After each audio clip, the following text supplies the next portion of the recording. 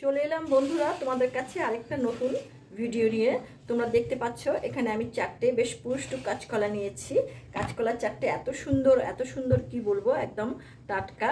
তো এখান থেকে আমি দুটো কাঁচকলা নেব। দেখো এই দুটো কাঁচকলাকে আমি এখান থেকে কেটে নিচ্ছি। এই দুটোকে নিচ্ছি আর বাকি দুটো আমি সরিয়ে দিচ্ছি। এই কাঁচকলা দুটো দিয়ে আজকে আমি তোমাদেরকে একটা রেসিপি করে দেখাবো।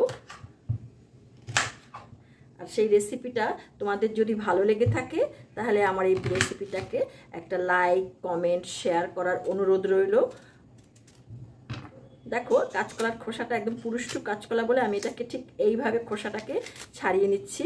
আর এই খোসাটা দিয়ে আমি আবার আরেকটা আইটেম তৈরি করব এবং সে সমস্ত আইটেম তোমাদের কাছে আমি অনেক আগে শেয়ার করেছি। দেখো এইভাবে আমি পুরো কাঁচকলা দুটো ছাড়িয়ে নিচ্ছি। এই যে দেখো আমি এই কাঁচকলা দুটোকে 4 টুকরো করে নিয়ে এরকমভাবে ছাড়িয়ে ধুয়ে নিয়েছি। এইবার এটাকে একটু সরিয়ে দিচ্ছি। এখানে একটা থালা নিয়েছি, তার মধ্যে একটা গ্রেটার নিয়েছি। এর মধ্যে আমি এই কাঁচকলাগুলোকে ভালো করে গ্রেট করে নিচ্ছি। দেখো এইরকমভাবে আমি কাঁচকলা টুকরোগুলোকে গ্রেট করে নিচ্ছি। দেখো এইভাবে আমি পুরোটা ঘষে নিয়েছি। তোমরা কে কোথা থেকে ভিডিওটা দেখছো অবশ্যই কমেন্ট বক্সে লিখে জানাবে। এবার এটাকে আমি এই একটা পাত্রতে পুরো তুলে নিচ্ছি। এখন এখানে হাফ চা চামচ হলুদ দিয়ে দিচ্ছি আর দিয়ে দিচ্ছি হাফ চা চামচ লবণ। এটা দিয়ে আমি এটাকে মিনিট 10 ভালো করে মেখে রেখে দিচ্ছি। এখন এটাকে একটা ঢাকা দিয়ে রাখলাম। এখানে আমি 30 গ্রামের মতো মটর ডাল নিয়েছি। এই মটর ডালটা আমি ঘন্টা 4 আগে ভিজিয়ে রেখেছি। এই মটর ডালটাকে আমি এই মিক্সিতে একটু গুঁড়ো করে নেব, মিক্সিতে একটু পেস্ট করে নেব। তার সঙ্গে দিয়ে দিচ্ছি আমি একটু আদা কুচি আর 3টে লাল কাঁচা লঙ্কা। জল দেব না, যদি প্রয়োজন হয় তবেই জল দেব।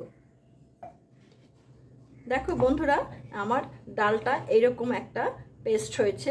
এই ডালটা পেস্ট করার সময় আমাকে এইরকম চামচের 2 চামচ জল এতে দিতে হয়েছে। যে কাঁচকলাটাকে আমি ঘষে রেখেছি তাতে যে নুন হলুদ মাখিয়ে রেখেছিলাম সেটাকে আমি দেখো বেশ সুন্দর হয়েছে। এর মধ্যে আমি এবার এই যে পেস্টটা এটা দিয়ে দিচ্ছি।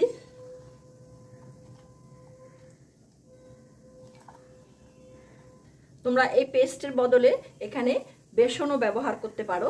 আমি বেসন করিনি, এটা দিয়ে করেছি। আর দেখো এখানে আমি এই 1 চামচ দিয়ে দিচ্ছি তোমার চালের গুঁড়ো। এইটাকে দিয়ে আমি এবার ভালো করে মেখে দেখি কতটা লাগে। যদি প্রয়োজন হয় তাহলে আমি এতে আরেকটু চালের গুঁড়ো অ্যাড করব। আগে আমি এখানে হাফ চা চামচ লবণ দিয়েছিলাম, এখন আবার আরও হাফ চা চামচ লবণ দিয়ে দিলাম। এখন দিয়ে দিচ্ছি একটু চিনি, 1 চা চামচ চিনি দিয়ে দিলাম। একটু মিষ্টি মিষ্টি হলে নিরামিষ রান্না খুব ভালো হয় খেতে। এখন এখানে আমি দিয়ে দিচ্ছি হাফ চা চামচ মিষ্টি মৌরি আর দিয়ে দিচ্ছি হাফ চা চামচ কালো জিরে। এর বদলে তোমরা ইচ্ছে করলে এখানে চাট মশলা বা ভাজা মশলা দিতে পারো।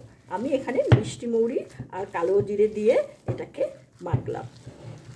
এখন তোমাদেরকে আমি আরেকটা কথা বলি, এটাকে তোমরা ইচ্ছে করলে বড়ার আকারে করতে পারো, কিন্তু আমি সেটা করব না। কারণ বড়ার আকারে করলে অনেকটা তেল টেনে নেয়। যাতে তেলটা কম লাগে তার জন্য আমি একটা অন্য প্রসেস তোমাদেরকে করে দেখাচ্ছি। এখানে আমি একটা টিফিন কৌটো নিয়েছি, একটা বেশ চ্যাপ্টা ধরনের টিফিন কৌটো।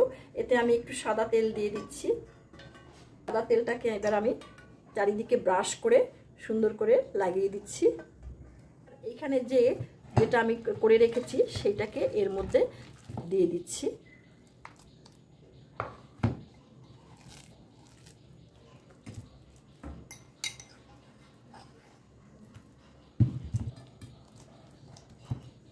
সুন্দরভাবে চারিদিকে সমান করে বেশ একটা গোল ভাব করে এটাকে আমি সাজিয়ে দিচ্ছি।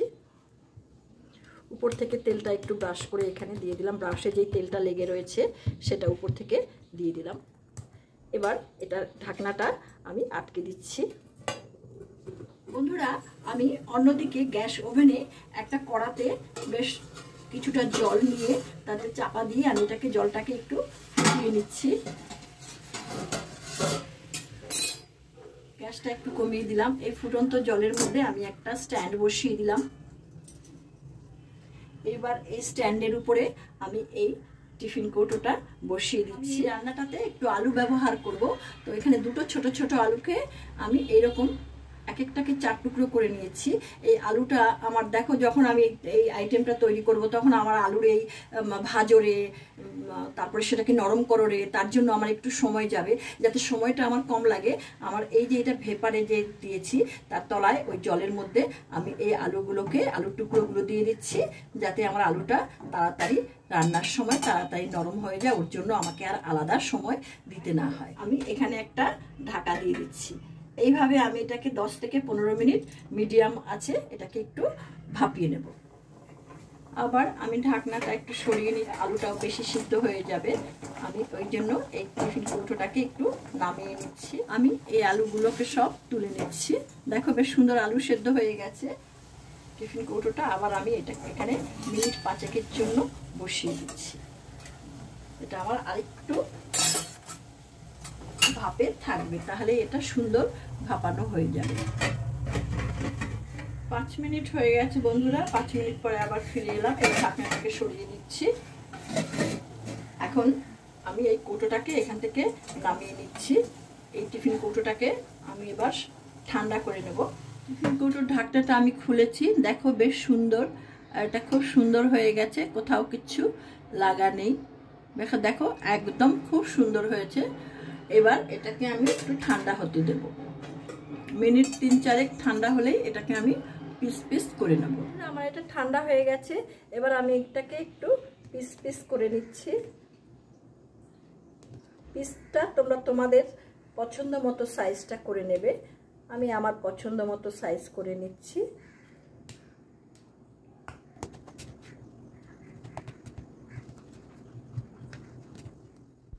তোমাদেরকে আমি একটা তুলে দেখালাম, এইভাবে সবগুলো তুলে নেব। এখন গ্যাসটাকে আমি আবার ধরিয়ে দিচ্ছি। গ্যাসটাকে ধরিয়ে দিয়ে একটা ছোট প্যান আমি এর মধ্যে বসিয়ে দিলাম। তাতে আমি 2 টেবিল চামচ মতো সাদা তেল দিয়ে দিই। তেলটাকে আমি চারিদিকে একটু নেড়ে চেড়ে ঘুরিয়ে দিচ্ছি। তেলটা এখন একটু গরম হবে। এগুলো আমার এরকম হয়েছে। আমি এবার এক এক করে প্যানের তেলটা গরম হয়ে গেছে, এগুলো এর মধ্যে দিয়ে দিচ্ছি। অল্প তেলে ভাজতে হলে এইভাবে করতে হবে, তাহলে খুব ভালো ভাজাও হবে এবং খেতেও খুব টেস্ট হবে। আমি প্রথম ব্যাচটা এইভাবে দিয়ে দিলাম। আমি একটা পিঠ করে উল্টে দিচ্ছি। দেখো বেশ সুন্দর ভাজা হয়েছে, বেশ অল্প তেলের মধ্যেই ভাজাটা হচ্ছে। এইভাবে উল্টে দিয়ে এটাকে আমি আবার মিনিট 2 উল্টো পিঠটাকে আবার একটু ভেজে নিই। 2 মিনিট হয়ে গেছে। দেখো উল্টো পিঠটাও আমার কিন্তু বেশ সুন্দর লাল করে ভাজা হয়ে গেছে। তো এই প্রত্যেকটাকে আমি এবার পুরো নামিয়ে নিচ্ছি। এটাকে আমি এখন এইভাবে এখানে নামিয়ে নিলাম। পুরো পিসগুলোকে আমি এইভাবে ভেজে নিয়েছি। এবার এখন এখানে একটা কড়া বসিয়ে দিচ্ছি।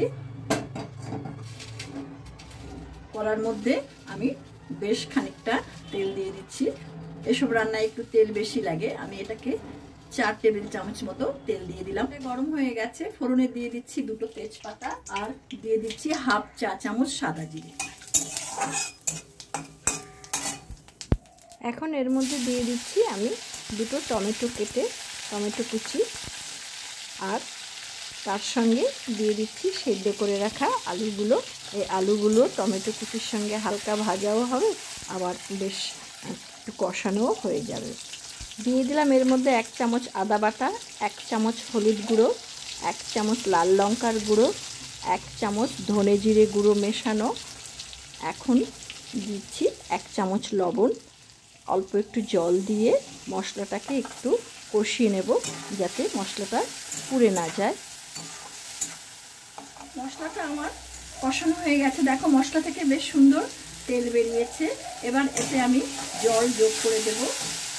প্রথমে 1 কাপ দিলাম, তারপরে আরও 1 কাপ জল আমি এর মধ্যে দিয়ে দিলাম। জলটা তোমরা তোমাদের পছন্দ মতো দেবে।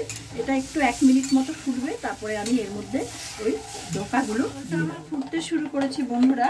একটু নিরামিষ তরকারি, এর মধ্যে আমি দিয়ে দিচ্ছি 1 চা চামচ চিনি। চিনিটা দিলে স্বাদটা বেশ ভালো ব্যালেন্স হয়।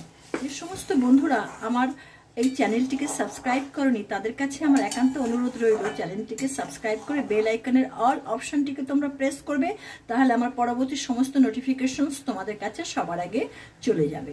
দেখো ঝোলটা আমার ফুটতে শুরু করে দিয়েছে, আর আলু তো আমার আগেই সেদ্ধ হয়ে গেছে। এবার আমি এই ঝোলের মধ্যে সমস্ত ধোকাগুলো এর মধ্যে দিয়ে দিচ্ছি।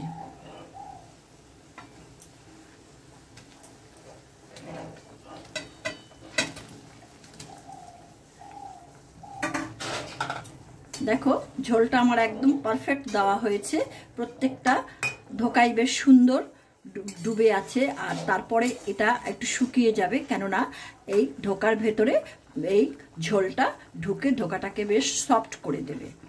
এইভাবে আমি এটাকে 2 মিনিট ফোটাবো, বেশি ফোটাবো না। ফোটানো হয়ে গেছে বন্ধুরা, তার মধ্যে আমি দিয়ে দিচ্ছি এতে অল্প একটু ঘি। এই রান্নাতে একটু ঘি দিলে রান্নার টেস্টার মাত্রাটাই বেড়ে যায়। এখন এতে দিয়ে দিচ্ছি একটু বাটা গরম মশলা। আমি সাধারণত বাটা গরম মশলাটাই বেশি ব্যবহার করি, যার জন্য ফোড়নে আজকে ব্যবহার করিনি। এই বাটা গরম মশলাটা চারিদিকে এটাকে ছড়িয়ে দিলাম। এই বাটা গরম মশলাটা আর ঘিয়ের গন্ধটা এই রান্নাটাকে বেশ একদম খুব মুখরোচক এবং পারফেক্ট করে তুলবে। তোমরা এইভাবে করে খেয়ে দেখো যে কীরকম টেস্টি হয় এই রান্নাটা। রান্নাটা আমার শেষ, এবার আমি এটাকে নামিয়ে ফেলবো। নামানোর আগে আমি তোমাদেরকে দেখিয়ে দিচ্ছি কেমন হয়েছে এটা। দেখো খুব সুন্দর হয়েছে, এটা বেশ ভাতে মেখে খাওয়া যাবে এবং রুটি পরোটার সঙ্গেও এটা তোমরা খেতে পারো। দেখো ঝোলটার রংটাও খুব সুন্দর হয়েছে, এটা খেতেও খুব টেস্টি হয়। তোমরা করে খেয়েও, না খেলে কিন্তু বোঝা যায় না, সবসময় কিন্তু সব দেখে সব কিছু হয় না। এর যে কীরকম যে টেস্ট সেটা কিন্তু তোমরা করে খেলেই বুঝতে পারবে। হয়ে গেল বন্ধুরা আমার কাঁচকলার ধোকা। আর এই ভিডিওটা দেখার জন্য তোমাদেরকে অসংখ্য ধন্যবাদ। তোমরা সবাই ভালো থেকো, সুস্থ থেকো। আবার তোমাদের সঙ্গে দেখা হবে আমার নতুন কোনো ভিডিও নিয়ে। ধন্যবাদ।